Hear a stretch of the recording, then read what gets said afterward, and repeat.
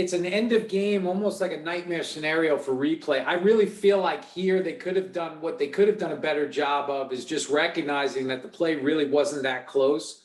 The first issue is he doesn't get out of bounds. So now you're like, okay, ball is loose, recovered by the offense. And you can see the official does a really nice job, winds the clock because you just have a fumble. We're inside 2 minutes, recovered by the non-fumbling player, teammate.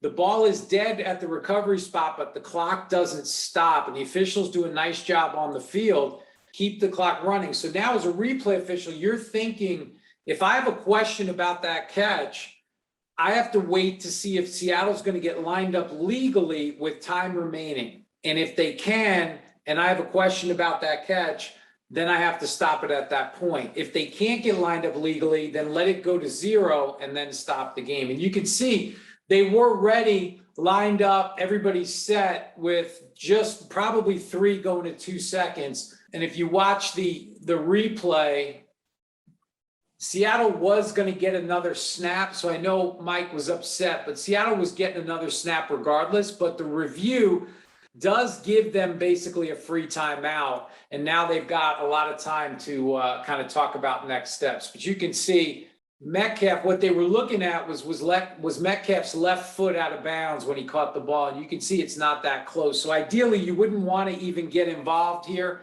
Let it play out. It's clear that the ruling on the field is correct. And but if you are going to stop it, then mechanically they handled it correctly, and that you wait to see if Seattle's going to get lined up with time left.